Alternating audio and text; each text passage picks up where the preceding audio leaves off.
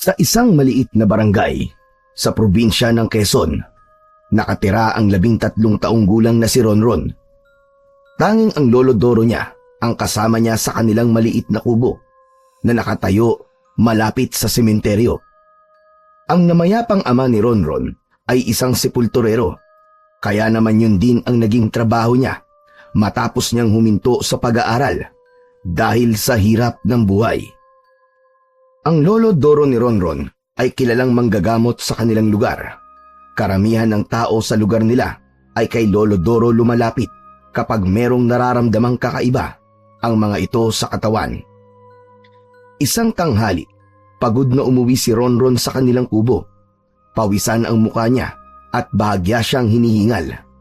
Agad siyang sumalok ng tubig sa lumang banga at uminom. Maya-maya pa ay pumasok si Lolo Doro na may dalang mga halamang gamot. Kumusta ang paglilibing niyo, Ronron? Mukhang pagod na pagod ka yata. Nakatapos lang po, Lolo Doro. Dalawa lang po kasi kami ni Kuya Emong na supulturero kaya nahirapan po kami. Magpahinga ka muna. Mamayang hapon yata maglilibing ulit kayo eh. Mamaya na lang po ako magpapahinga. Ay, oo nga po pala, Lolo. Ito po yung kinita ko ngayon. Kayo na po muna magtabi ah. Nagtabi na rin po ako para sa gamot nyo. Kinuha ni Lolo Doro ang pera na may halong lungkot sa kanyang mga mata. Pasensya ka na, Apo.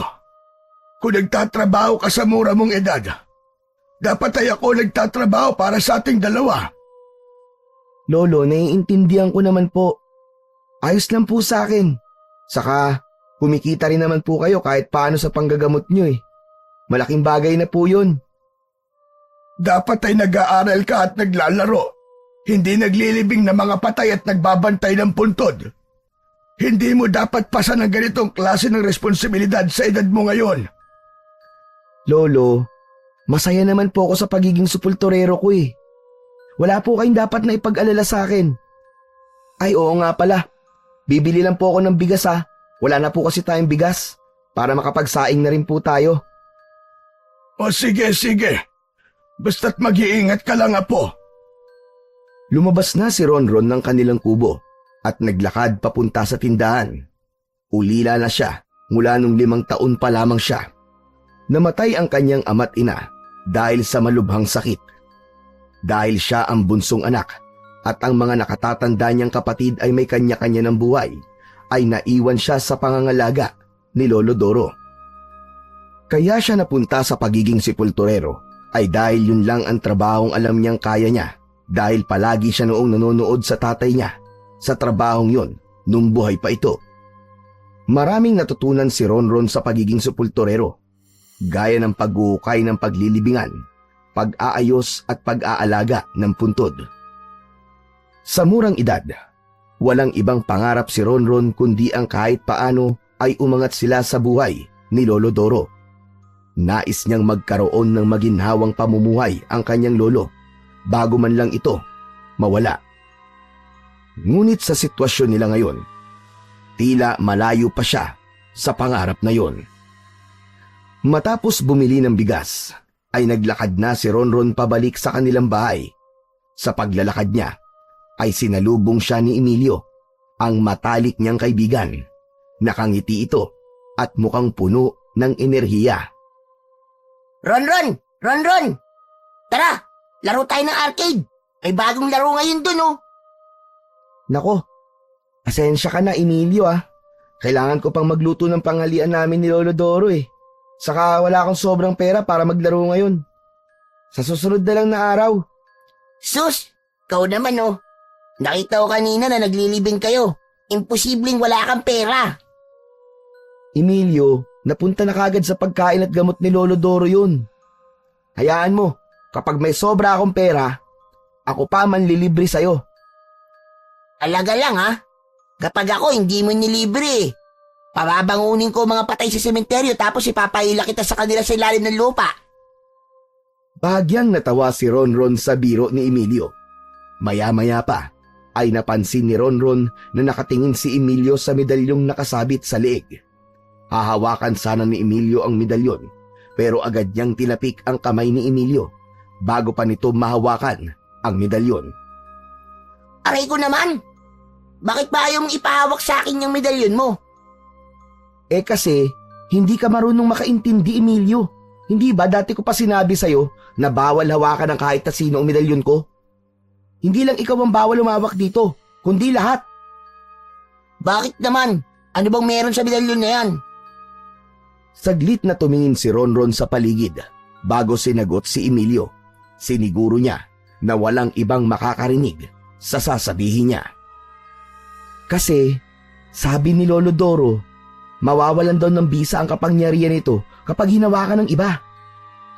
Ano ka mo? Kapangyarihan? Anong kapangyarihan meron ng medalyon mo? Kaya ka bang paliparin yan? O baka magiging kasing lakas ka ni Superman? Hindi, ano ka ba? Walang ganun. Proteksyon ko to laban sa mga masasamang espiritu at sa mga iba pang elemento na maaaring manakit sa akin. Mabuti pa ikaw, meron kang ganyang proteksyon. Pero sa tingin ko, kailangan mo talaga niyan eh. Kasi malapit ang bahay niyo sa sementeryo eh. Nakakatakot kaya ron. Hindi naman nakakatakot sa sementeryo, Emilio, kasi mga patay na naroon. Mas nakakatakot pa rin ang buhay na tao kasi may kakayahan pa sila na gawan tayo ng hindi maganda. Eh di dapat pala eh, pangontra sa tao ang ibinigay na medalyon ni Lolo Doro sa'yo. Hindi mo kasi naiintindihan eh. Sa dami ng kinalaban ni Lolo Doro na espiritu at kung ano-ano pang elemento, sabi niya, baka akong balikan ng mga yun. Kaya kailangan ko ng ganitong proteksyon. Kung sa bagay, ama nga naman ang lolo mo. O sige na. Saka na tayo mag-usap. Kailangan ko nang umuwi eh. Paniguradong nagugutom na si Lolo Doro. Basta, yung pangako mo sa akin, ililibre mo ako sa arcade kapag may pera ka na. Oo. Hindi ko kakalimutan yun. Naglakad na si Ronron palayo kay Emilio. Umuwi siya sa kanilang kubo, dala ang bigas at agad siyang nagsaing. Habang si Lolo Doro naman ay abala sa mga halamang gamot nito. Isang umaga, habang nakatayo si Ronron sa gilid ng pamilya na umiiyak sa kamag-anak na mga ito na ililibing, ay hindi niya naiwasan na maging emosyonal. Tahimik niyang pinagmasdan ang mga kamag-anak na umiiyak. Habang ibinababa sa hukay ang kabaong, hindi niya napigilan ang sariling mapaluha nang maalala niya ang sarili niyang ama at ina. Magkasunod na namatay ang mga yon, kaya napakasakit nun para sa kanya. Kahit 5 taon pa lamang siya nang mangyari yon, ay sariwa pa rin sa kanyang alaala ang mapait na bahagi na yon ng kanyang buhay. Matapos ang libing, ay naglakad na si Ronron palabas ng sementeryo, dala ang bigat ng alaala ng kanyang pamilya. May nakasalubong siyang isang lalaking nakasuot ng malaking sombrero.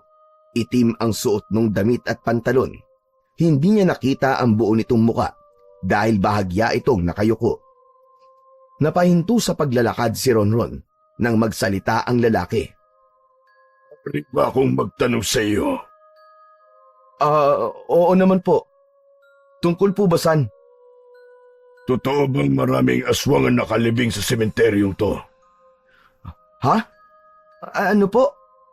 Aswang po ba? Oo, aswang. Tama ang pagkakadinig mo. Natigilan si Ronron sa tanong ng lalaki. Saglit siyang nag-isip at tinansya niya kung dapat niya ba itong sagutin. Sa huli ay pinili niyang sabihin sa lalaki ang kanyang nalalaman. Hindi po ako sigurado eh. Pero ayon po sa kwento, nagkaroon daw po ng matinding laban noon sa lugar na to.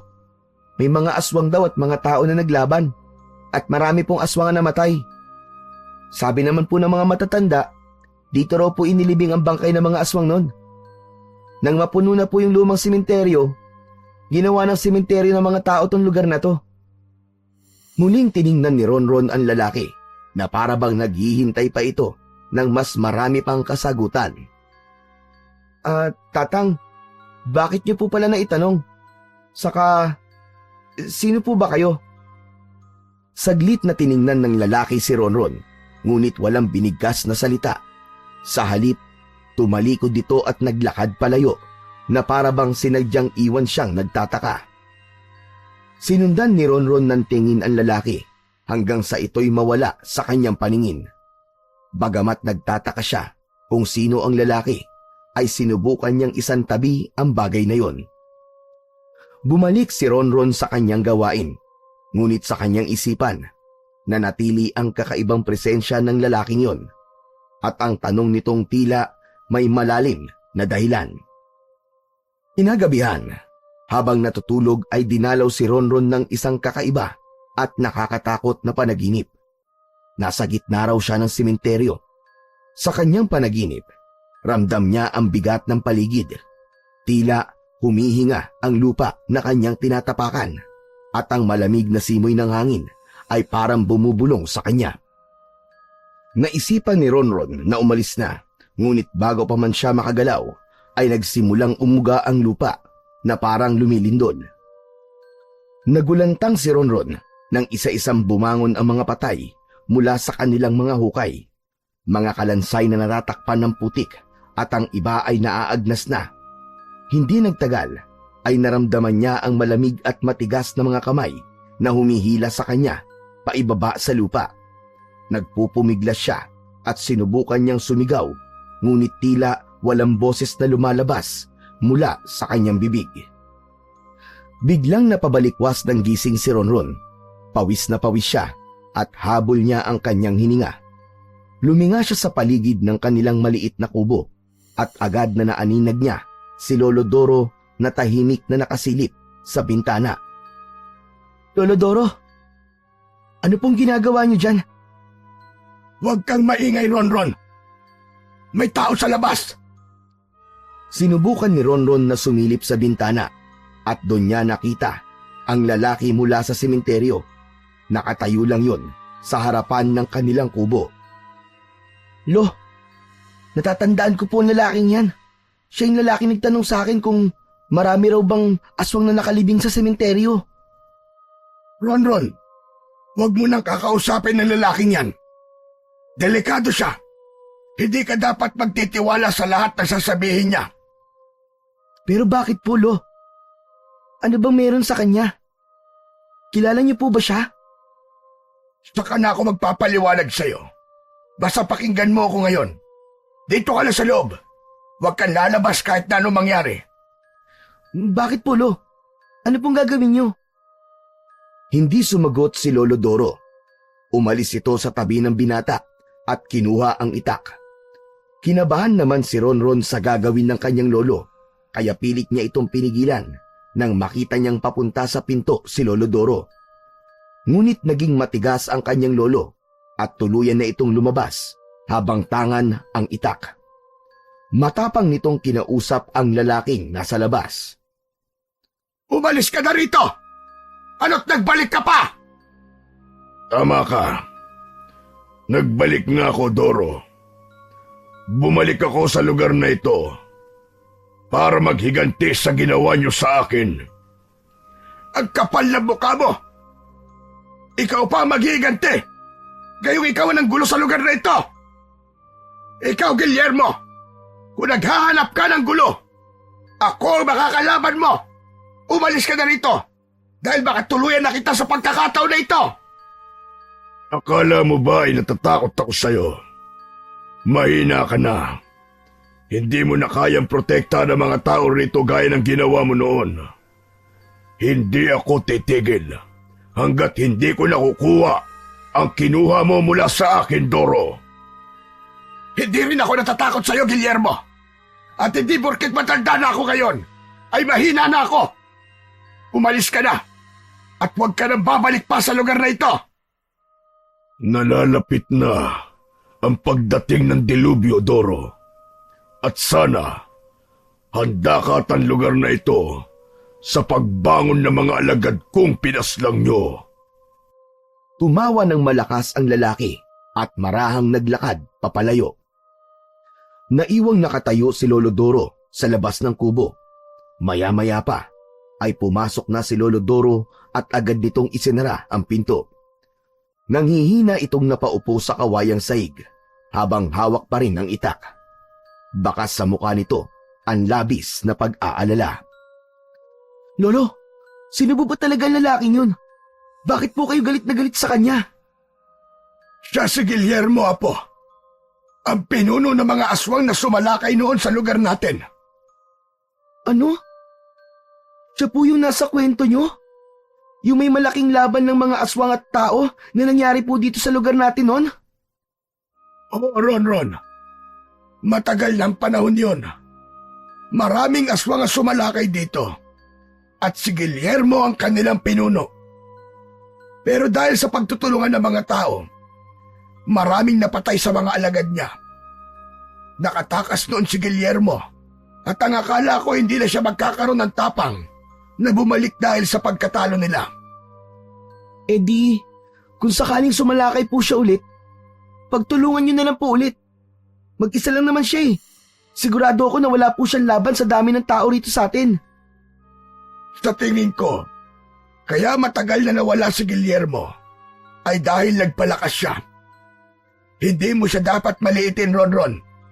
Gumagamit ng itim na kapangyarihan si Guillermo. Malakas siya at hindi siya kagaya ng isang normal na aswang. Naramdaman ni Ronron ang paggapang ng takot sa buo niyang katawan. Pero Lo, ano po yung sinabi niyang kinuha niyo sa kanya? Napatingin si Lolo Doro kay Ronron at bagyang lumiit ang kanyang mga mata. Napansin ni Ronron ang pag-aalinlangan ng lolo niya na sagutin ang tanong niya. Tumikhim ito at waring nagdadalawang isip kung ano ang sasabihin. Hindi ko alam.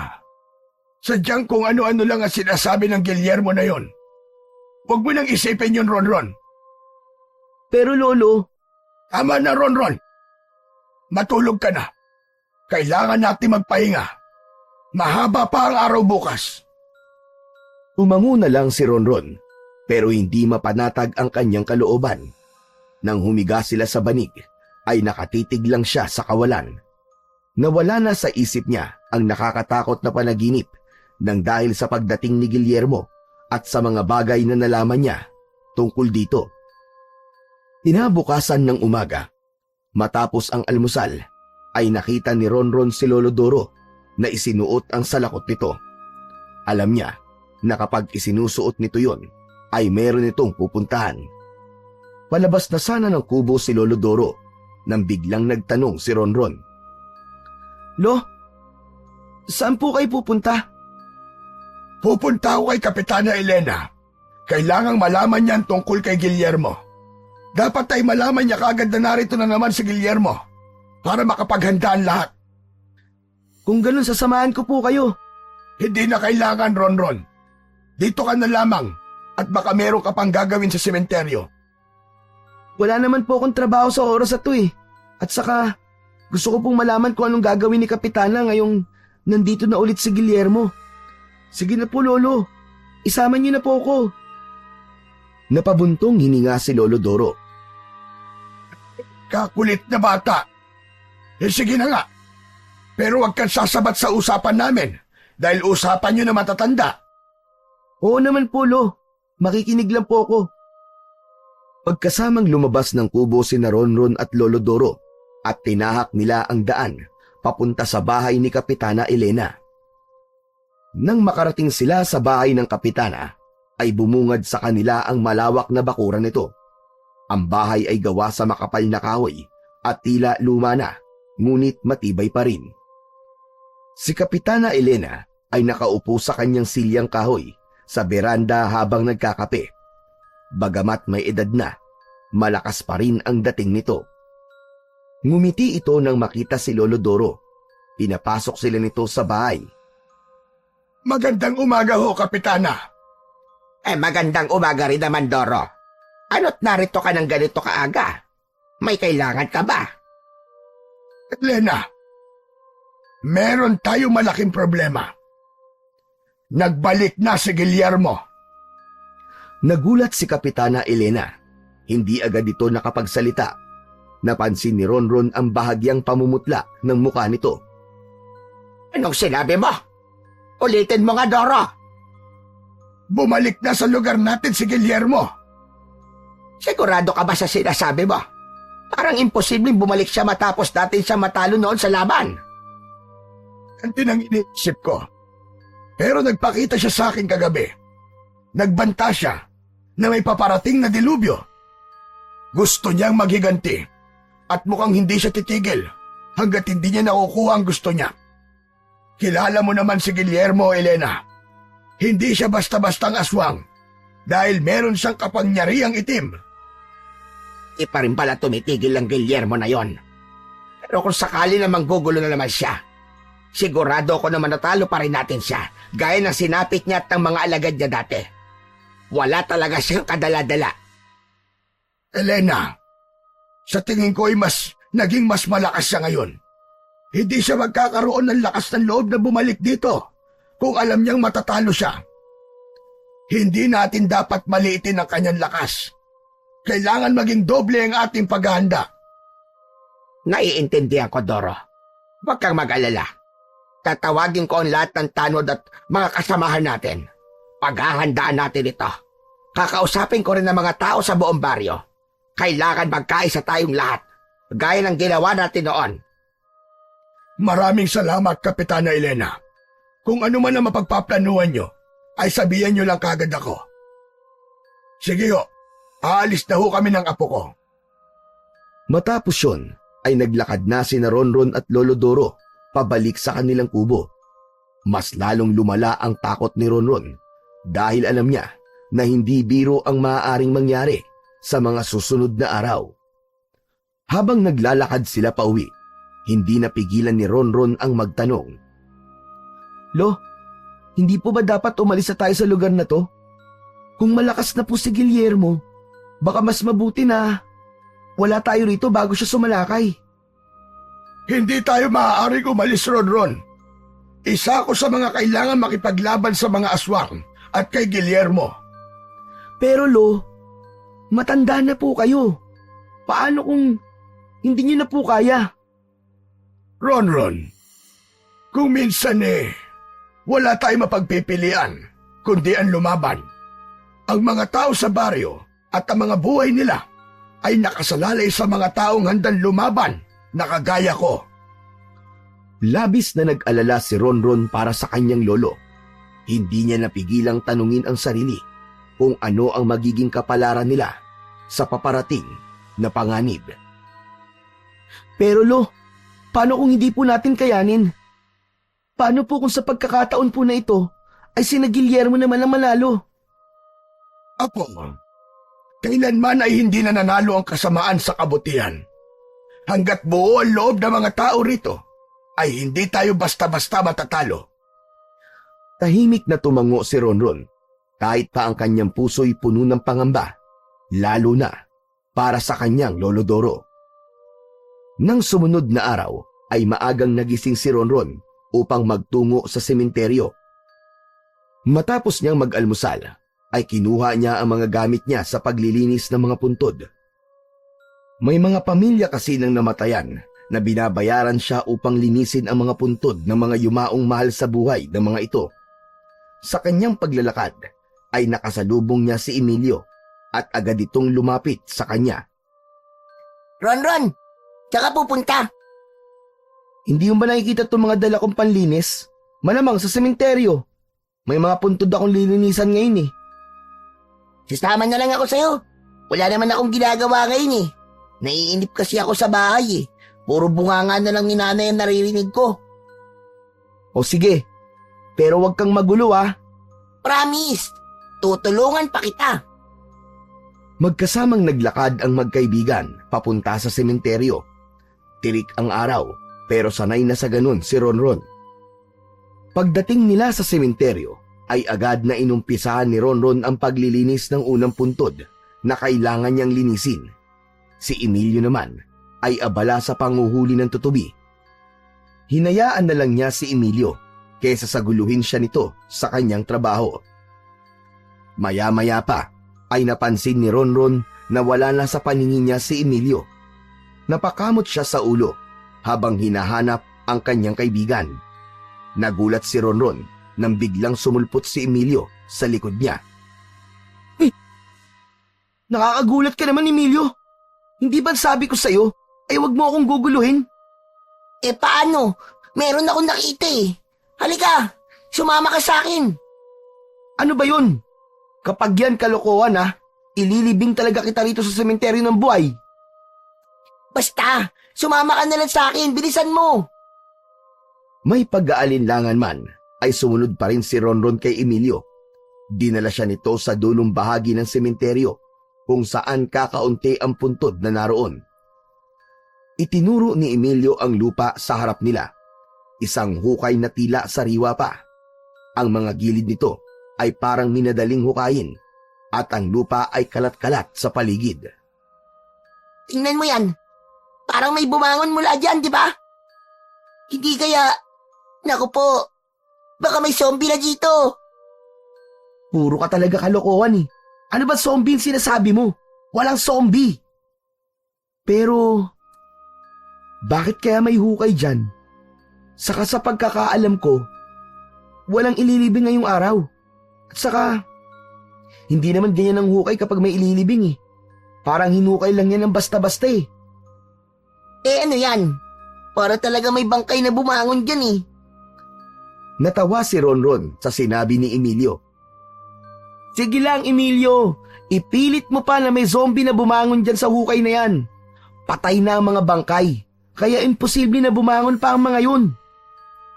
Alam mo, naaabala mo lang ang pagtatrabaho ko eh. Bahala ka na nga kung anong gusto mong isipin. Diyan ka na. Iniwan na ni Ronron si Emilio at bumalik na siya sa paglilinis ng puntod. Pero habang naglilinis siya ng puntod, ay bigla niyang naalala yung masamang panaginip niya na bumangon ang mga patay sa sementeryo at hinila siya papunta sa ilalim ng lupa. Hindi niya alam, pero bigla siyang kinabahan sa naisip niyang yon. Inagabihan, nagising si Ronron dahil sa nakakasulasok na amoy na hindi niya alam kung saan nanggagaling. Para yung nabubulok na bangkay na hindi niya mawarian. Inisip pa niya nung una na nagpalabas ng masamang hangin ang kanyang lolo dahil kahit tulog yon ay ginagawa nito yon. Pero nang sumingot siya ay nalaman niya na sa labas ng bahay nila nanggagaling ang mabahong amoy. Bumangon siya at kinusot ang kanyang mga mata. Habang tahimik niyang inaamoy ang paligid, ay may narinig siyang kaluskos mula sa labas ng kubo. Napatingin siya sa may pinto dahil tila doon nanggagaling ang kaluskos. Hindi na nakatiis pa si Ronron at ginising na niya si Lolo Doro at agad din itong naamoy ang napakabahong amoy. Nagtaka si Ronron nang walang imik na bumangon si Lolo Doro. Agad nitong kinuha ang nakasabit na itak sa dingding. Palabas na sana ito ng pinto. Nang pigilan ito ni Ronron. Lolo! Lolo! Saan po kayo pupunta? Anong gagawin niyo at may dala po kayong itak? Sigurado ako may aswang sa labas, Apo. Sa tingin ko, ay nagsisimula na maggasik ng lagim si Guillermo. Kung may aswang po sa labas, huwag na po kayong tumuloy, Lo. Baka kung ano po mangyari sa inyo. Hindi pwedeng hindi ko harapin to, Ronron. Kailangan ipakita ko kay Guillermo na hindi ako natatakot sa kanya. Dito ka lang, at kahit ano mangyari, huwag kang lalabas. Nais pa sanang pigilan ni Ronron ang kanyang lolo, pero mabilis itong lumabas ng kubo. Isinarado nito ang pinto, ngunit binuksan din kagad yun ni Ronron ng kaunti at sumilip siya mula roon. Sa ilalim ng liwanag ng buwan, nakita niya ang lolo niyang nakatayo sa gitna ng kanilang bakuran. Maya-maya pa ay may isang nakakatakot na nilalang ang nagpakita kay Lolo Doro. Alam ni Ronron na isa yung aswang, ngunit ang katawan nun ay naaagnas na at nakakasulasok ang amoy nun na abot sa kanyang kinaroroonan. Meron yung napakahabang dila na gumagalaw na akala mo ay isang ahas. Bigla na lamang sumugod ang aswang kay Lolo Doro. Sa paghaharap ng dalawa, ay biglang nabitiwan ni Lolo Doro ang itak. Nang makita ni Ronron ang nangyari, ay hindi na siya nagdalawang isip na tulungan ang kanyang lolo. Agad siyang lumabas ng kubo at tumakbo patungo sa lolo niya. Dinampot niya ang itak sa lupa, pero bago pa niya yun makuha, ay siya naman ang sinunggaban ng aswang. Kinalmot siya ng aswang sa dibdib at nahila ng kamay nito ang medalyon sa leeg niya. Nang wala na sa leeg ni Ronron ang medalyon, ay bigla siyang nakaramdam ng kakaibang init sa loob ng kanyang katawan. Para siyang sinusunog. Biglang nagbago ang anyo ni Ronron. Ang kanyang balat ay naging itim at ang mga kuko niya ay tumalim. Namula ang mga mata niya habang ang mga ngipin niya ay naging matutulis. Sa matinding galit ay inatake niya ang aswang. Gamit ang kanyang matutulis na kuko ay walang tigil niyang kinalmot ang aswang hanggang sa magkalasog-lasog ang katawan nito. Nang tumumba sa lupa ang naaagnas na aswang ay sakalang huminto si Ronron. Nilingon ni Ronron si Lolo Doro na noon ay gulat na nakatingin sa kanya. Bigla niya itong sinugod dahil bigla siyang nakaramdam ng pagkauaw sa dugo ng tao. Sinunggaban niya si Lolo Doro. Nang matumba ang matandang lalaki, ay pinaibabawan niya ito. Akmang sasakmalin na ni Ronron si Lolo Doro nang malakas na nagsalita ang kanyang lolo. Ronron! Apo! Ito! Ang Lolo Doro mo! Lolo Doro! Huminto si Ronron sa akmang pag-atake. Naguguluhan siya. Umalis sa ibabaw ng kanyang lolo. Tumayo si Lolo Doro at mabilis na dinampot ang medalyon mula sa lupa. Inayos nito yon at muling isinabit sa leeg ni Ronron. Dahan-dahang bumalik ang anyo ni Ronron sa pagiging tao. Napahawak si Ronron sa dibdib niya habang nanginginig ang buo niyang katawan. Lolo! Ano nangyari sa akin? Bakit po ako naging aswang? Pumasok na tayo sa loob. Kailangan natin mag-usap. Nanatiling tahimik si Ronron habang nakatingin siya sa kanyang lolo na nauna nang pumasok sa loob ng kubo. Naguguluhan man, ay sumunod na lamang siya kay Lolo Doro. Pagpasok ni Ronron at Lolo Doro sa kubo, ay agad na isinarado ni Lolo Doro ang pinto. Naupo ito sa lumang bangko at ang itak ay inilapag nito sa tabi. Si Ronron naman ay nanatiling nakatayo. Gulong-gulo pa rin siya sa mga nangyari. Lolo, ano ba nangyari? Bakit po ako naging aswang? Huminga ng malalim si Lolo Doro bago nagsalita. Alam ko mabibigla ka sa sasabihin ko, Ronron.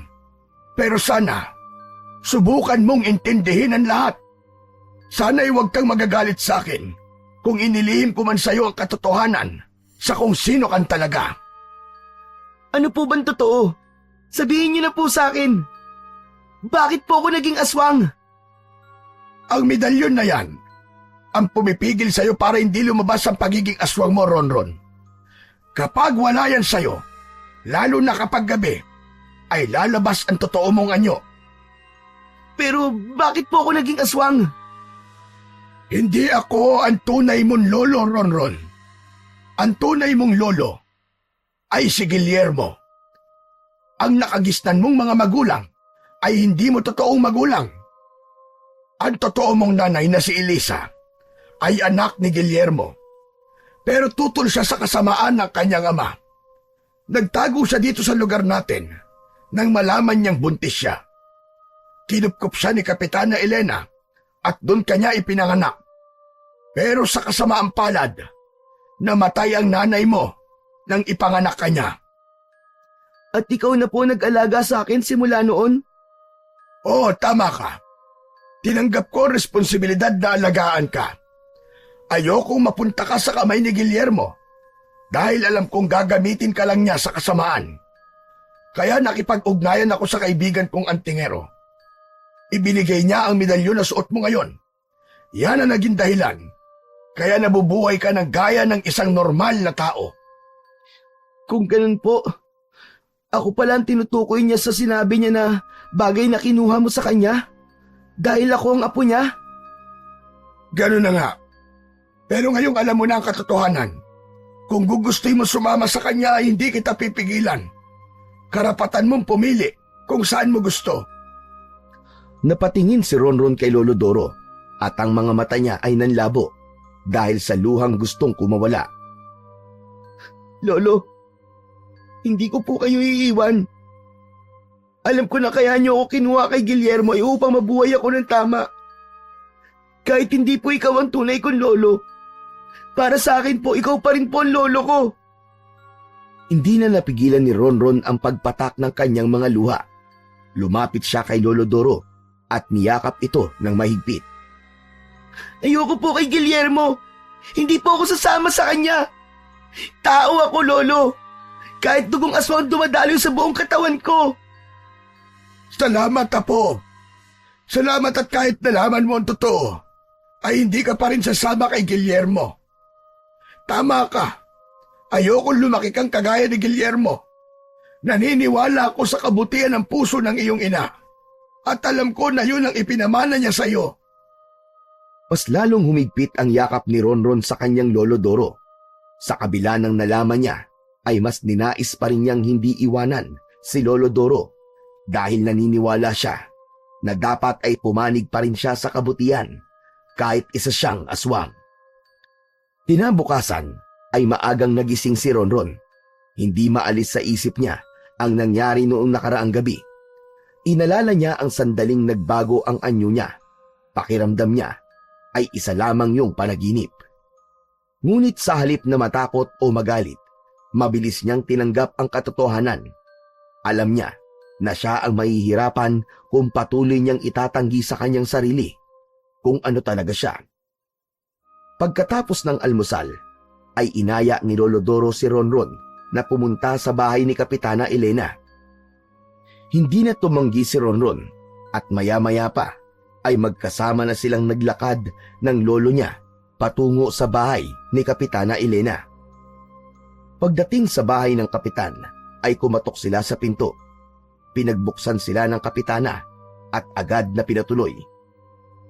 May nangyari ba, Doro? May umatake sa amin kagabi. Isang aswang. Nagsisimula na si Guillermo. Pero huwag kang mag-alala dahil nasabihan ko na mga tanod. Nag-iisip lang ako ng paraan kung paano sasabihin sa mga tao na hindi sila magugulat o matatakot. Mabuti naman kung ganon. Mas maganda na maging handa tayong lahat. Pero ang aswang na umatake sa amin ay hindi pangkaraniwang aswang, Elena. Isa yung amalanhig. Amalanhig? Ano po yun, Lolo? Ang amalanhig ay maaaring namatay na tao o aswang na nabuhay muli. Karaniwan, bumabangon sila dahil may hindi pa sila natatapos na misyon nung nabubuhay pa sila. Pero sa nangyayari ngayon, malakas ang kutob ko na ginagamit ni Guillermo ang itim niyang mahika upang buhayin ang mga alagad niyang namatay noon sa labanan dito sa ating lugar. Ngayon, ibinabalik sila ni Guillermo bilang mga amalanhig. Kung ganon, amalanhig ang makakalaban natin? Oo, Kapitana. At mas mapanganib sila dahil kontrolado sila ni Guillermo. Ano natin sila lalabanan? May alam ka bang kahinaan ng mga amalanhig, Doro? Takot ang amalanhig sa tubig. Pero posible na nilagyan ni Guillermo ng itim na mahika ang mga amalanhig. Kung ganon, maaaring hindi tumalab sa kanila ang tubig. Natahimik ang tatlo ng ilang sandali. Baka sa mukha nila ang labis na pagkabahala. Kung hindi po uubran tubig, ano pong gagawin natin? Mag-iingat tayo, Ronron. Hindi lang lakas ang kailangan dito. Kailangan nating gamitin ang utak natin at kailangan nating magtulungan lahat. Pero Elena, meron ka pang dapat malaman. Alam na ni Ronron ang totoo kung sino talaga siya. Ang ibig mong sabihin ay alam na ni Ronron na isa siyang aswang? Oo, Elena. Kagabi, inatake siya ng aswang at naalis ang medalyon niya. Nag-anyong aswang si Ronron, kaya wala na akong nagawa kundi sabihin sa kanya ang katotohanan. Pero huwag po kayong mag-alala, Kapitana. Kahit si Guillermo po ang tunay kong lolo, ay hindi po ako papanig sa kanya. Ayoko pong gamitin niya ako sa masama niyang balak dito sa lugar natin. Salamat naman sa Diyos, Ronron. Doro, hindi ka talaga nagkamali sa pagpapalaki sa batang ito. Salamat, Elena. Pero natatakot pa rin ako sa puwersa ngayon ni Guillermo. Mukhang kailangan natin ng dagdag na lakas. Napakunot ng noo si Kapitana Elena. Anong iniisip mo, Doro? Kailangan na natin kunin ang mutya sa Kuwebang Tulog. Pero, alam mong mapanganib yun, Doro.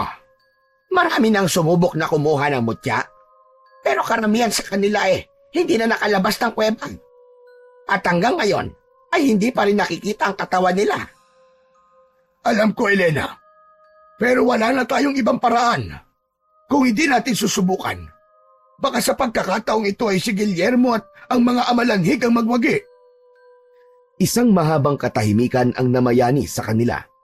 Makalipas lamang ang ilang sandali, ay tumanguna si Kapitana Elena. Kung yan ang gusto mong gawin, hindi na kita pipigilan, Doro. Pero sa tingin ko, ay ipagpaliban mo muna ang pagtangkang pagkuha sa mutya. Hintayin muna natin na sumalakay sina Guillermo. Tansyahin muna natin ang lakas nila bago ka magdesisyon sa pagkuha sa mutya. Wala na tayong panahon. Ayokong hintayin pa ang una nilang pagsalakay. Ang gusto ko, ang una nilang pagsalakay ay yun na rin ang magiging huli. Hindi na nagsalita pa si Kapitana Elena. Marahil ay naramdaman ito na desidido na talaga si Lolo Doro na kunin ang mutya sa Kuwebang Tulog. Si Ronron naman ay napaisip kung ano ang magagawa ng mutya na yon at nais siyang makuha ni Lolo Doro. Tahimik na naglakad sina Ronron at Lolo Doro pauwi sa kanilang kubo. Ngunit ang utak ni Ronron ay ayaw uminto sa kakaisip sa kung ano ba talaga ang mutya na sinasabi ni Lolo Doro. Sa tagal na niyang kasama ang kanyang lolo, ay noon lamang niya narinig mula rito ang tungkol sa mutya na yon. "Oh, anong klase po bang mutya yung nasa Kuwebang Tulog?" Isa yung makapangyarihang mutya, Apo. At hindi basta-basta yun makukuha dahil binabantayan yun ng mga engkantada sa loob ng kuweba. Ibibigay lamang yun ng mga engkantada sa karapat-dapat. Kapag hindi maganda ang iyong hangarin, hindi ka na makakalabas pa sa kuweba at kailanman ay hindi ka na matatagpuan. "Pero, bakit niyo po gustong kunin yung mutya kung may posibilidad po na hindi na kayo makalabas sa Kuwebang Tulog?" Dahil sa kung sino man ang makakakuha ng mutya, ay magkakaroon ng pambihirang lakas at proteksyon laban sa mga aswang at sa iba pang nilalang ng dilim. Magagamit ko ang mutya na yon para harapin si Guillermo at ang mga amalanhig. "Kaya niyo po ba talagang kunin ang mutya, Lolo?" Kailangan kong kayanin na po. Hindi lamang yun para sa akin, kundi para sa lahat ng tao na nakatira rito. Kung gusto nating magtagumpay laban kina Guillermo, ay kailangan kong makuha ang mutya. Tahimik na nag-isip si Ronron habang nagpatuloy sila sa paglalakad. Hindi niya maiwasang mag-alala para kay Lolo Doro. May tiwala naman siya na maganda ang hangarin nito, kaya nais nitong makuha ang mutya. Pero natatakot siya sa kung ano ang pwedeng mangyari rito sa sandaling pumasok ito sa Kuwebang Tulog upang kunin ang mutyang binabantayan ng mga engkantada. Maagang nagpunta si Ronron sa sementeryo upang maglinis ng mga puntod. Tahimik ang paligid at ang lamig ng simoy ng hangin ng umagang yon ay may dalang kakaibang bigat. Habang papalapit siya sa puntod na una niyang lilinisin, ay napahinto siya nang nakita niya ang maraming hukay sa ilang bahagi ng sementeryo. Labis na nagimbal si Ronron sa pumasok sa kanyang isip. Lumapit siya sa isa sa mga hukay. Nang sumilip siya, ay napansin niya na tila meron talagang bumangon mula roon. Nanginig sa takot si Ronron at bigla siyang tumakbo pauwi. Naiwanan niya ang mga gamit niya sa paglilinis dahil sa pagmamadali. Pagdating ni Ronron sa kanilang kubo, ay habol niya ang kanyang paghinga. Nang makita niya si Lolo Doro, ay napakunot noo ang matanda. Akala ko ba'y maglilinis ka ng mga puntod? Bakit nandito ka na kaagad, Ronron? "Lo, may nangyari po sa sementeryo." Ano nangyari sa sementeryo? "Marami pong hukay, Lo. Sa tingin ko, marami ng amalanhigang pinabangon sa hukay ni Guillermo." Ilan ang nakita mong hukay? Hindi ko na po binilang eh, pero marami po, Lo. Napabuntong hininga si Lolo Doro.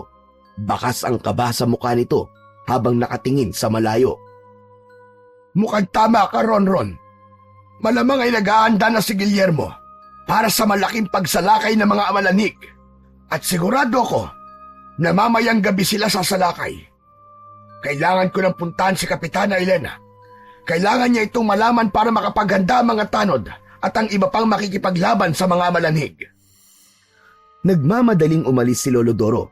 Naiwang mag-isa si Ronron sa kanilang kubo habang ramdam niya ang bigat ng kaba sa kanyang dibdib. Kinagabihan, tahimik na naghahapunan sina Ronron at Lolo Doro. Ramdam nila ang tensyon sa paligid at kahit si Ronron ay halos hindi makakain sa kaba. Nang matapos ang hapunan, tumayo si Lolo Doro at kinuha ang itak nito. Ronron, magbabantay ako sa labas kasama ng mga tanod. Posibleng magsimula na ang pag-atake ngayong gabi. Manatili ka lang rito at huwag na huwag kang lalabas. Naiintindihan mo? Opo, Lolo. Pero mag-iingat din po kayo. Huwag ka mag-alala. Hindi ito ang unang beses na makikipaglaban kami sa mga aswang. Basta magdasal ka, Apo. Naniniwala ko. Nagagabayan tayo ng nasa itaas. Lumabas na si Lolo Doro at naiwan si Ronron sa kubo. Umupo si Ronron sa tabi ng bintana at nanalangin siya para sa kaligtasan ng kanyang lolo at ng kanilang buong baryo. Habang lumalalim ang gabi, hindi magawang makatulog ni Ronron. Ilang oras ang lumipas nang biglang marinig niya ang malakas na sigawan sa labas. Napagtanto niya na tama nga si Lolo Doro sa sinabi nitong sasalakay ang amalanig sa gabing yun. Lumapit si Ronron sa bintana at sumilip. Gusto niyang makita kung ano ang nangyayari, ngunit wala siyang makita dahil sa dilim. Doon na siya nagdesisyon na lumabas. Nais niyang makasiguro na walang masamang mangyayari sa kanyang lolo. Paglabas ni Ronron ay bumungad sa kanya ang kaguluhan. Ang mga tao ay may bitbit na balde ng tubig at binubuhusan ang mga amalanhig. Ngunit walang epekto ang tubig sa mga yon. Ang mga amalanhig ay patuloy pa rin sa pagsalakay sa bawat taong nakikita ng mga ito. Nakita ni Ronron si Lolo Doro sa gitna ng labanan. Kahit matanda na ito, ay mahusay pa rin yung gumamit ng itak laban sa mga kalaban. Hindi niya napigilang humanga sa kanyang lolo. Hanggang sa naisip ni Ronron na hindi pwedeng nanonood lang siya. Kailangan ay meron din siyang gawin. Napatingin siya sa kanyang medalyon at hinawakan niya yon. Kung tatanggalin ko to, magiging aswang ako. Magkakaroon ako ng lakas para labanan sila. Akmang huhubarin na ni Ronron ang medalyon nang makita niya si Lolo Doro na nakatingin sa kanya. Kaagad itong tumakbo papunta kay Ronron. Nang makalapit sa kanya si Lolo Doro, ay mahigpit nitong hinawakan ang kamay ni Ronron at pinigilan ang paghubad niya sa medalyon. Ronron, anong ginagawa mo? Lolo, gusto ko pong tumulong. Gusto ko po maging aswang para makalaban po ako sa mga amalanhig. Hindi, Ronron. Kapag ginawa mo yan, maguguluhan ang mga tao. Baka hindi ka nila maintindihan. Sa tingin mo ba'y tatanggapin ka nila kapag nakita ka nilang isang aswang? At isa pa, hindi mo pa kayang kontrolin ang pagiging aswang mo. Paano kung imbis na makatulong ka ay mas lalong maging komplikado ang sitwasyon? Natigilan si Ronron at tumingin kay Lolo Doro. Napagtanto niya na merong punto ang kanyang lolo. Lumuwag ang pagkakahawak niya sa medalyon hanggang sa tuluyang yung kumawala sa kanyang mga kamay. Tama ka, Lolo. Hindi ko dapat gawin to. Baka makapanakit ako ng ibang tao dahil hindi ko pa kayang kontrolin ang pagiging aswang ko. Bumalik ka na ron sa loob ng kubo. Doon ka muna. Hintayin mo na lang ako ron. Agad na bumalik si Lolo Doro sa pakikipaglaban sa mga amalanig, habang si Ronron naman ay nagtago na lamang at pinanood ang nangyari. Matapos ang matinding sagupaan, lahat ng amalanhig na sumugod ay napatay ni na Lolo Doro. Ang baryo ay muling nabalot ng katahimikan. Lumabas na si Ronron sa pinagtataguan niya at sinalubong niya ng mahigpit na yakap ang kanyang lolo. Masaya siya dahil ligtas ito at hindi man lang nasugatan. Kinaumagahan, habang nag-aalmusal sina Ronron at Lolo Doro, ay hindi maitago ni Ronron ang bigat na meron sa dibdib niya dahil sa muntik na siyang makagawa ng isang desisyon na sigurado siyang pagsisisihan niya. Halos hindi niya ginalaw ang pagkain niya dahil sa lalim ng kanyang iniisip. Masama ba ang pakiramdam mo, Apo? Parang wala ka yatang ganang kumain. Hindi po kasi mawala sa isip ko yung gagawin ko sana kagabi. Patawarin niyo po ako, Lolo. Kung natukso po akong alisin ang medalyon. Ayos lang yun, Apo. Mahirap ang tukso. Lalo na kung alam mong makakatulong ka. Pero tandaan mo, ang pagiging aswang ay di solusyon para makatulong ka. Isa pa, hayaan mo na lang sa aming matatanda ang pakikipaglaban. Huwag mo nang uulitin yun na po, ha? Pangako po, hindi ko na po uulitin. Ipinagpatuloy nila ang pagkain. Pagkatapos ng ilang saglit ng katahimikan, ay muling nagsalita si Lolo Doro. Ronron, aalis ako pagkatapos natin mag-almusal. Saan po kayo pupunta, Lo? Sa Kuwebang Tulog. Kukunin ko ang mutya. Pero Lo, sa tingin ko hindi niyo po kailangan kunin pa ang mutya. Hindi ba't natalo niyo na ang mga malanhig kagabi? Sigurado ako na sa susunod nilang pag-atake ay matatalo niyo ulit sila. Ronron, Apo, hindi tayo dapat maging kampante. Malakas ang kutob ko na sinadya nilang magpatalo kagabi dahil gusto ni Guillermo na isipin natin na maihinang nila lang ang mga malanig. Malakas ang kutob ko na kasama yon sa plano ni Guillermo. Hanggat buhay si Guillermo, hindi titigil ang mga malanig sa pagsalakay. Kailangan kong kunin ang mutya upang matiyak na may laban tayo sa kanila. Hindi na nagsalita si Ronron, pero sa kaloob-looban niya ay hindi niya kayang hayaan ng kanyang lolo na magpunta sa mapanganib na kuweba. Tahimik siyang nagplano at nag-isip. Pagkatapos maghanda ni Lolo Doro sa pagpunta nito sa Kuwebang Tulog, ay nagpaalam na ito kay Ronron. Habang palayo si Lolo Doro, ay mabilis na nagpalit ng damit si Ronron at tahimik niyang sinundan ang kanyang lolo patungo sa Kuwebang Tulog. Hindi niya kayang manatili sa bahay nila habang hindi siya sigurado sa kaligtasan ng kanyang lolo.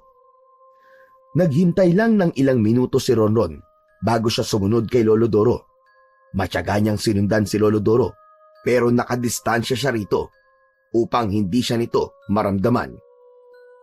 Pumasok si Lolo Doro sa masukal na gubat. Matapos ang ilang oras ng paglalakad, ay narating na ni Lolo Doro ang paanan ng bundok. Doon ay tumambad sa kanila ang isang kuweba na may malaking pasukan. Agad na nagtago si Ronron sa likod ng makapal na halaman. Ang buong akala niya ay papasok na si Lolo Doro sa kuweba, pero umupo muna ito sa malaking bato sa labas ng kuweba. Inisip na lang niya na baka magpapahinga ang kanyang lolo matapos ang mahabang paglalakad. Tahimik na naghintay si Ronron habang pinapanood ang kanyang lolo. Minsan ay tumatayo ito at naglalakad-lakad, tapos babalik ulit sa pagkakaupo sa bato. Lumipas ang mga oras at bumagsak na ang dilim sa paligid. Ang kuweba ay naging mas nakakatakot sa ilalim ng liwanag ng buwan. Hindi alam ni Ronron kung paano siya tumagal sa pinagtataguan niya. Pero nagpasalamat siya sa Diyos nang makita niyang nagsimula ng maglakad si Lolo Doro papasok sa kuweba. Lumabas si Ronron mula sa kanyang taguan at mabilis na naglakad palapit sa pasukan ng kuweba. Ngunit bago siya makalapit ng tuluyan, ay bigla siyang sinalubong ni Lolo Doro mula sa loob. Akala mo ba hindi kita nakita sa pinagtataguan mo kanina? Anong ginagawa mo rito, Ronron? Hindi man sabi ko sa'yo, ay sa bahay ka lang. Patawad po, Lolo. Gusto ko lang naman po makasigurong ligtas kayo eh. Delikado ang lugar na ito, Ronron. Umalis ka na at umuwi. Mas delikado po kung ako lang po mag-isang maglalakad pabalik, Lolo. O ganito na lang po. Pumasok na po kayo sa loob ng kuweba tapos dito lang po ako sa labas. Hintayin ko po kayo. Napakatigas talaga ng ulo mong bata ka. Pero sige, dito ka lang sa labas at wag na wag kang susunod sa loob ha. Opo, hindi po ako susunod. Bakit po kasi hinintay niyo pang dumilim bago kayo pumasok dito sa kuwebe? Dahil ito ang tamang oras para makuha ang mutya. Sige na, papasok na ako sa loob. Dito ka lang, Ronron. Magagalit na talaga ako sa'yo kapag sinuway mo pa ako. Opo, dito na lang po ako. Lo, good luck po sa inyo ha. Sana po makuha niyo po ang mutya. Tinitigan ni Lolo Doro si Ronron na para bang duda pa rin ito na susundin siya nito. Sinindihan na ni Lolo Doro ang dala nitong lampara at saka naglakad papasok sa kuweba. Sa kabila ng ipinangako ni Ronron na hindi na siya susunod sa loob ng kuweba, ay sumunod pa rin siya kay Lolo Doro. Maingat ang bawat hakbang niya at sinikap niyang huwag gumawa ng kahit na kaunting ingay. Sinundan niya ang liwanag mula sa lampara ng kanyang lolo. Ilang minuto silang naglakad hanggang sa marating ni Lolo Doro ang isang malawak na bahagi ng kuweba. Nang tumingala si Lolo Doro, ay napansin ni Ronron na nakatingin ito sa isang patusok na bato na nasa itaas. Nagmadali siyang nagtago sa likod ng malaking bato. Nang ilawan ni Lolo Doro ng lampara ang matulis na bato, ay nakita ni Ronron ang kislap ng mga kristal na nakabalot sa bato. Ang liwanag mula sa lampara ay tumama sa mga kristal at nagbigay ng makislap na liwanag na tila ba mga bituin yon sa kalangitan. Labis na namangha si Ronron at naramdaman niya ang kakaibang enerhiya mula sa kislap ng mga kristal. Makalipas lamang ang ilang sandali, ibinaba ni Lolo Doro ang lampara at pumikit. Nagsimula itong umusal ng mga salitang hindi naiintindihan ni Ronron. Ang boses ng kanyang lolo ang pumuno sa loob ng kuweba. Maya-maya pa ay ibinukas na ni Lolo Doro ang mga mata nito at nanatiling nakatingin sa patusok na bato. O mga makapangyariang engkantada ng kuwebang tulog, ako po ay nakikiusap sa inyo. Ipagkaloob niyo po sa akin ang mutya upang labanan ng mga awalanhig na sumasalakay sa aming bayan. Tulungan niyo po kaming protekta ng aming mga mahal sa buhay. Humanga si Lolo Doro sa tapat ng matulis na bato na para bang may hinihintay ito na mahulog mula roon. Nanatiling nakatingala si Lolo Doro habang punong-puno ng pag-asa ang muka. Habang nakatuon ang mga kamay ni Ronron sa malaking bato na pinagtataguan niya, ay biglang dumulas ang isa niyang kamay sa basang bahagi ng bato. Nawalan siya ng balanse at napasubsob sa lupa. Mabilis na napalingon si Lolo Doro sa kanya. Ronron! Anak ka ng teteng!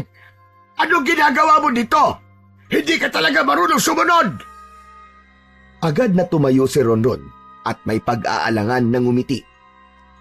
Pasensya na po, Lolo. Nais ko lang po kasing masigurado kung ligtas kayo eh. Baka po kasi magaya kayo sa ibang sumubok na kumuha ng mutya. Sinundan ko po kayo rito para kung sakaling hindi na tayo makalabas, eh magkasama pa rin po tayo. Lumingon si Lolo Doro sa paligid at lumapit kay Ronron. Hinawakan siya nito sa braso ng mahigpit. Sinabi ko na sa'yo na delikado ang lugar na ito. Kailangan mo lumabas ng kuweba ngayon din. Hihilahin na sana ni Lolo Doro si Ronron palabas nang biglang umalingaw-ngaw ang isang malakas na nakakapangilabot na pag-angil mula sa labas ng kuweba. Pareho silang natigilan. Lolo, ano po yun? Sigurado akong awalanig yun. Baka nalaman ni Guillermo ang bala kong pagkuha sa mutya at sinundan niya tayo rito. Ronron, dito ka lang at huwag kang lalabas anuman na mangyari. Para mo ng awa, sundin mo ko sa pagkakataon na ito. Ako na ang titingin kung may kalaban sa labas. Sige po, Lolo. Mag-iingat po kayo. Tiwala si Ronron na kayang labanan ng lolo niya ang amalanig dahil meron itong dalang itak na nakasabit sa bewang nito. Hindi na nagsalita si Lolo Doro at malalaki ang hakbang na tinungo nito, ang daan palabas ng kuweba. Nang maiwan si Ronron na mag-isa, ay biglang bumilis ang tibok ng puso niya. Pakiramdam niya ay may mga matang nakamasid sa kanya mula sa madidilim na bahagi ng kuweba. Biglang napatingin si Ronron sa matulis na bato na nasa gitna ng malawak na bahagi ng kuweba. Tila may mahiwagang puwersang humila sa kanya patungo roon. Dahan-dahan siyang lumapit at itinapat niya ang sarili sa matulis na bato. Tumingala siya at tinitigan niya ang mga kristal na nakabalot doon. May naririnig siyang mga bulong pero hindi niya maintindihan kung ano ang sinasabi ng bulong na yon. Biglang nagliwanag ang dulo ng bato at unti-unting nabuo ang isang maliit na liwanag na tila isang perlas. Nanlaki ang mga mata ni Ronron sa pagkamangha at gulat. Pakiramdam niya ay nahipnotis po siya ng liwanag na yon, kaya hindi niya maialis ang mga mata niya roon. Hanggang sa nakita niya na tila malalaglag na ang liwanag na nasa dulo ng matulis na bato, at ang agad niyang naisip ay baka yun na ang mutya. Naisip din niya na baka hindi yun maaaring malaglag sa lupa.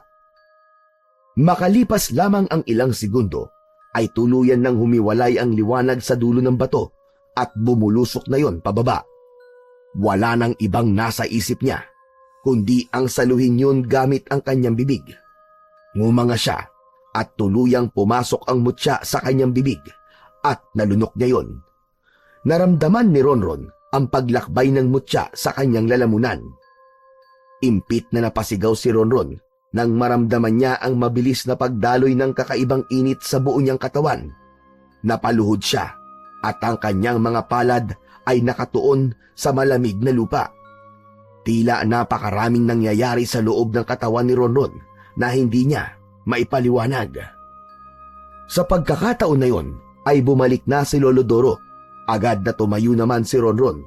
Kinabahan siya dahil hindi niya alam kung ano ang magiging reaksyon ng lolo niya sa sandaling malaman nito ang nangyari. Mukhang ligaw na hayop lang yung narinig nating pag-angil. Wala akong nakitang amalanig o kahit na anong aswang sa labas.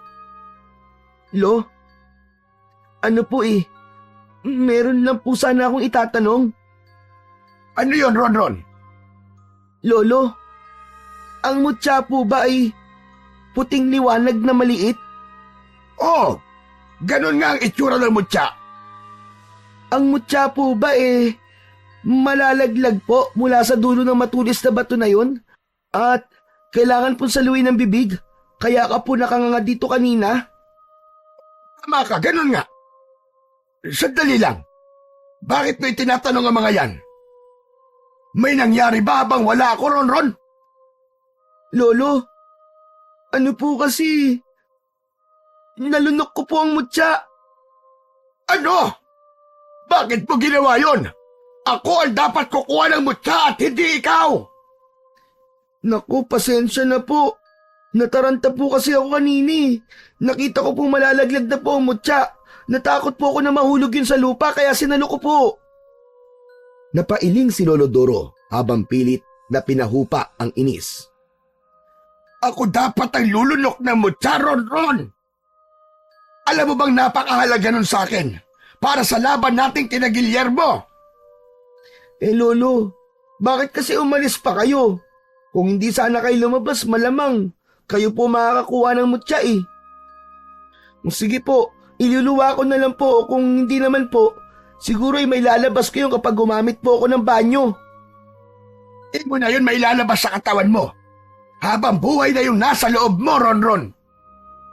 Napabuntong hininga si Lolo Doro at tila alam nitong wala na itong magagawa sa nangyari. Wala na. Wala na tayo magagawa. Nangyari na ang hindi dapat mangyari. Tara na. Uuwi na tayo. Sa bahay na lang tayo mag-usap. Tahimik na sumunod si Ronron habang puno siya ng kaba at takot sa maaaring kahinatnan ng kanyang ginawa. Habang naglalakad palabas ng kuweba, ay naisip ni Ronron na isang malaking pagbabago ang naganap sa kanyang buhay. Kinabukasan ng umaga ay nagtungo sina Ronron at Lolo Doro sa bahay ni Kapitana Elena. Agad silang pinapasok ng kapitana at nag-usap silang tatlo sa maliit nitong sala. Si Ronron naman ay tahimik lamang habang si Lolo Doro ay seryosong nagsimula ng usapan. Kapitana, nakuha na namin ang mutya sa kuwebang tulog. Totoo ba sinasabi mo, Doro? Abay, salamat sa Diyos. Napakahalaga niyan para sa ating lahat. Napakalaking tulong niyan sa laban natin sa mga amalanhig at kay Guillermo. Ngunit nagtaka si Kapitana Elena nang makita nito ang seryosong ekspresyon ni Lolo Doro. At sandali lang. Bakit naman ganyan ang mukha mo, Doro? May nangyari ba? Hindi ako nakakuha ng mutya. Si Ronron ang nakakuha. Ano ka mo? Abay, bakit si Ronron? Paano nangyari yon? Kapitana, aksidente po ang nangyari. Nasa loob po ako ng kuweba at lumabas sandali si Lolo Doro dahil nakarinig po kami ng pag-angil sa labas ng kuweba. Yun po. Nakita ko pong may maliit na liwanag na malalaglag mula po dun sa matulis sa bato. Natakot po ako na mahulog yun sa lupa kaya sinalo ko po gamit ang bibig ko. Hindi ko naman po sinasadyang manunok yun eh. Natigilan si Kapitana Elena na parang hindi pa rin makapaniwala sa sinabing yun ni Ronron. Ano na ang gagawin natin ngayon, Doro? May paraan ba para mailabas ang mutya mula sa kanya? Wala ng paraan, Kapitana. Ang mutya ang pumili kay Ronron. Mukhang siya na ang matagal lang hinihintay ng mga engkantada na magmay-ari nito. Ang mutya ay habang buhay ng nasa katawan ni Ronron. Kung ganon, si Ronron na talaga ang tagapangalaga ng mutya ng Kuwebang Tunog. Ganon na nga. Dahil na kay Ronron na ang mutya, wala na tayong magagawa kundi isama siya sa laban. Siya na ngayon ang bago nating kaalyansa laban sa mga amalanhig at kay Guillermo. Napalunok si Ronron. Naguluhan siya at natakot sa bigat ng responsibilidad na biglang umatang sa kanyang balikat. Ngunit nang tiningnan niya ang mukha ng kanyang lolo at ni Kapitana Elena, ay napagtanto niyang wala siyang karapatang umatras. Ronron, handa ka pa makipaglaban kina Guillermo? Handa ka bang harapin ang mga amalanig? Opo, Lolo. Gusto ko pong tumulong. Ayoko may masaktan pang mga tao sa ating lugar. Saka, wala na rin po ako mapagpipilian dahil nasa akin na po ang mutya. Malaki ang papel mo, Ronron. Sana'y kayanin mo ang hamon na ito. Wala kang dapat na ipag-alala dahil nasa likod mo kaming lahat. Tumango si Ronron. Alam niyang wala nang atrasan yun. Hindi niya akalain na dahil sa simpleng aksidenteng pagkakalunok niya sa mutya, ay tuluyang nagbago na ang kapalaran ng kanyang buhay. Simula noon, ay halos araw-araw nang sinasanay ni Lolo Doro si Ronron sa pakikipaglaban. Itak ang napili ni Lolo Doro na pagtuunan ng pansin ni Ronron na maaari niyang gamitin laban sa mga aswang. Ronron, kahit nasa inamot siya, ay hindi ka pwedeng dumipende lamang sa kapangyarihan nito. Kaya dapat ay marunong ka rin gumamit ng kahit isang armas man lang. Kailangan mong sanayin ang sarili mo sa paghawak at paggamit ng itak. Inabot ni Lolo Doro ang itak kay Ronron na agad naman niyang tinanggap. Sinimulan na ni Lolo Doro ang pagtuturo kay Ronron ng tamang paghawak ng itak at kung paano yun gagamitin ni Ronron sa pakikipaglaban. Paulit-ulit nilang ginawa ang mga galaw hanggang sa bumilis ang reflexes ni Ronron. Pagkalipas lamang ng ilang araw na pagsasanay, ay nagtungo sina Ronron at Lolo Doro sa gitna ng sementeryo. Hawak ni Ronron ang itak habang pinagmamasdan ang paligid. Bakit po tayo nandito, Lolo? Ano pang gagawin natin dito? Dito natin susubukan ang husay mo sa pakikipaglaban na po. Sigurado ko na merong amalanhig na magpapakita sa atin dito. Patyagang naghintay sina Ronron. Maya-maya lang ay may gumalaw sa lupa na malapit sa kinatatayuan nila. Nagsimulang bumuka ang lupa at mula roon ay bumangon ang isang amalanhig Agad na umalingasaw ang nakakasulasok nitong amoy. Nang makita sila ng amalanig, ay agad itong nagsimulang lumapit sa kanila. Isang malalim na paghinga ang pinakawalan ni Ronron at inihanda niya ang kanyang sarili sa pakikipaglaban. Humigpit ang paghawak niya sa dala niyang itak. Sinugod ng amalanhig si Ronron habang ang mahaba nitong dila ay nakaturo kay Ronron. Ngunit mabilis na nakaiwas si Ronron. Isang mabilis na hampas ng itak ang ginawa niya at nagawa niyang putulin ang dila ng amalanig. Agad niyang sinundan yun ng pagtaga sa balikat ng amalanig. Bumagsak sa lupa yun at naputol ang braso ng halimaw. Ganyan nga, Ronron! Gamitin mo ang mga itinuro ko sa'yo! Dama ni Ronron ang daloy ng init sa kanyang katawan mula sa mutya. Lalo siyang bumilis at ang bawat galaw ng amalanig ay naging malinaw sa kanyang paningin. Gumawa siya ng isang mas matapang na atake at tinarget ang leeg ng halimaw. Sa huli, isang malakas na taga mula sa itak ni Ronron ang tuluyang nagpabagsak sa amalanig. Nang humandusay yun sa lupa, ay unti-unting naglaho ang katawan nito na parang abo sa hangin. Magaling, Apo! Hindi lang lakas ang pinakita mo, kundi disiplina at tapang. Maraming salamat po, Lolo Doro. Hindi ko yun magagawa kung hindi po dahil sa inyo at sa kapangyarihan po ng mutya. Parang ang lakas-lakas ko po, Lolo. Pakiramdam ko, kaya ko ang kahit na ano. Handaan mo, Apo, na ang mutya ang pumili sa'yo dahil alam nitong kaya mo. Pero wag mong kalimutan na mas malaki ang ambag mo kung bakit ka malakas ngayon. Hindi ka nalang basta bata, Ronron. Isa ka ng mandirigma. Matapos na masubukan ang kasanayan ni Ronron sa pakikipaglaban, ay nagdesisyon na silang umuwi. Habang naglalakad pabalik sa kanilang bahay, ramdam ni Ronron ang bagong tiwala sa sarili. Alam niyang nagsisimula pa lamang ang kanyang laban, ngunit handa siyang harapin ang kahit na anong panganib para sa kanyang Lolo Doro at sa lahat ng tao sa kanilang lugar. Isang tahimik na gabi, nakadungaw si Ronron sa bintana ng kanilang kubo. Maliwanag ang buwan ng mga oras na yon, at ang malamig na hangin ay tila nagbigay ng bigat sa kanyang iniisip. Malayo ang kanyang tingin na parang hinahanap ang kasagutan sa mga tanong na bumabagabag sa kanyang isipan. Lumapit si Lolo Doro kay Ronron at tinapik siya nito sa balikat. Kanina pa kita napapansing tahimik, Apo. Ang lalim yata ng iniisip mo. May gumugulo ba sa isip mo? Pwede mong sabihin sa akin kung ayos na sa'yo. Lo, iniisip ko lang po kung bakit po ako ang pinili ng mga engkantada sa Kuwebang Tulog na bigyan po ng mutya. Sa dami ng mas karapat dapat, bakit ako po na isang aswang? Ronron, hindi nagkakamali ang mga engkantada sa pagpili ng pagkakatiwalaan nila ng mutya. Marahil ay nakita nila ang puso mo.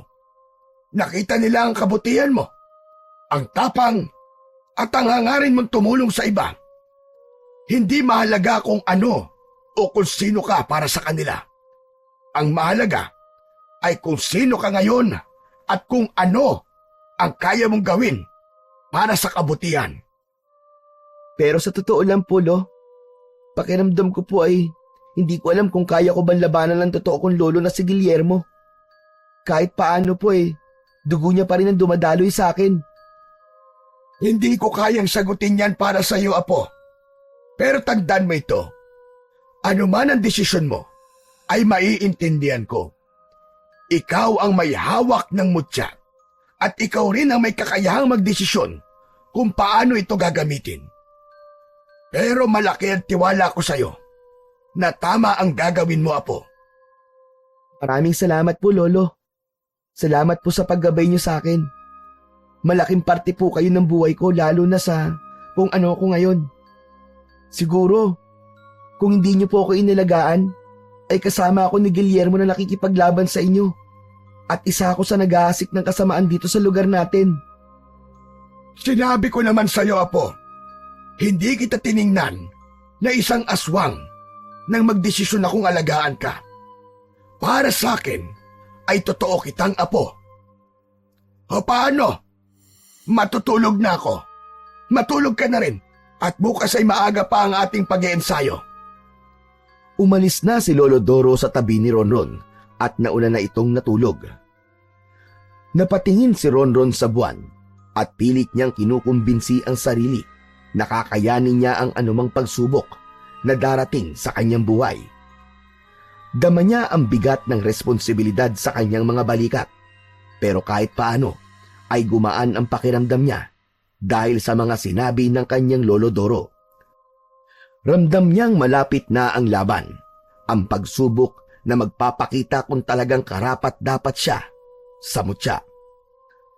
Simula noon ay palagi nang kasama ni na Lolo Doro at ng mga tanod si Ronron sa pagbabantay sa lugar nila tuwing gabi. Palagi silang nakabantay sa posibleng pag-atake ng mga Amalanig at ni Guillermo. Isang gabi, naglalakad si Ronron kasama si na Lolo Doro at ang mga tanod.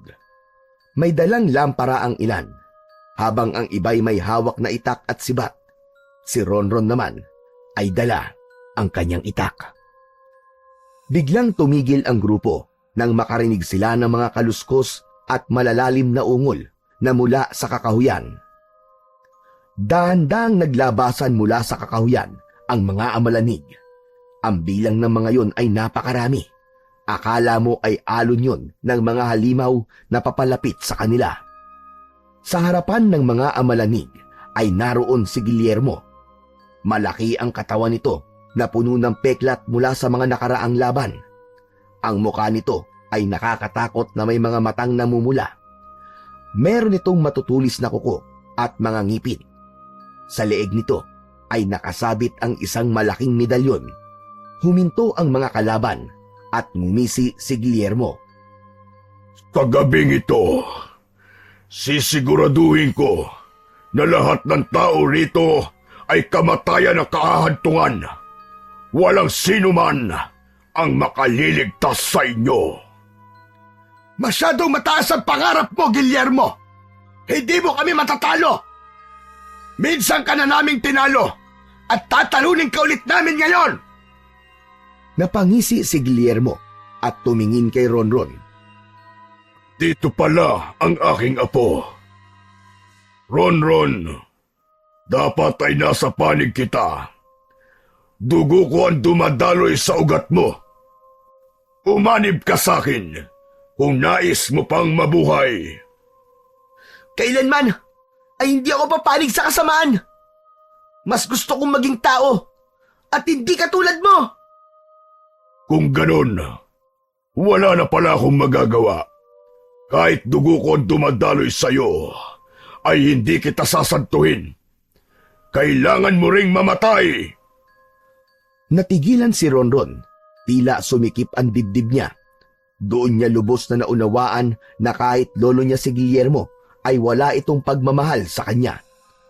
Humanda ang lahat at pinagtibay ang kanilang loob para sa napipintong digmaan. Sa isang sigaw ni Guillermo, sinugod ng mga Amalanig si na Ronron.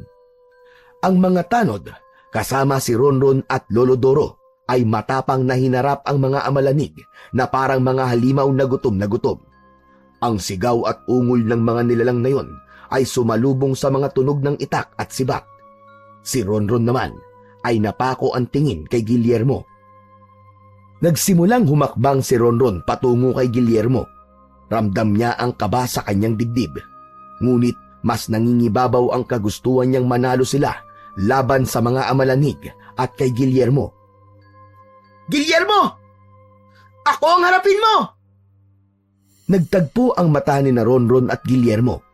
Napangisi naman si Guillermo. Hindi porket dugo ko dumadaloy sa ugat mo, ay matatalo mo na ako, hunghang! Hindi sumagot si Ronron. Sa halip ay humakbang siya nang mabilis palapit kay Guillermo. Inundayan niya si Guillermo ng isang malakas na taga. Tumama yon sa braso ni Guillermo, ngunit nagulat si Ronron nang makitang mababaw lang ang sugat na nilikha ng pag-atake niyang yon. Mabilis na gumanti ng atake si Guillermo at isang malalim na kalmot sa dibdib ang natamo ni Ronron. Napaigtad si Ronron at naramdaman niya ang init ng dugo na umagos mula sa kanyang sugat. Mabilis na lumingon sa paligid si Ronron at nakita niya ang kasamahan niya na isa-isa nang napapalood. Ang iba ay sugatan at halos wala ng lakas. Hanggang isang ideya ang pumasok sa isip ni Ronron. Napatingin siya sa medalyon na nakasabit sa kanyang leeg. Walang pagdadalawang isip na hinubad niya ang medalyon at itinapon yun sa lupa. Isang malakas na sigaw ang kumawala sa lalamunan ni Ronron nang magsimulang magbago ang kanyang anyo. Sa isang kisap mata ay nag-anyong aswang si Ronron. Naramdaman niya ang pagsasanib ng lakas niya bilang isang aswang at ang kapangyarihan ng mutya na nasa loob ng kanyang katawan. Natigilan si Guillermo. Sa unang pagkakataon ay nakita ni Ronron ang takot sa mukha nito. Sigurado si Ronron na naramdaman na ni Guillermo ang nagkukumawalang lakas niya. Mabilis na sinugod ni Ronron si Guillermo at sa bilis ng kanyang galaw ay hindi na nakaiwas si Guillermo sa pagtaga niya ng itak sa tagiliran nito. Umatake si Guillermo pero lahat ng yun ay matagumpay na naiwasan ni Ronron.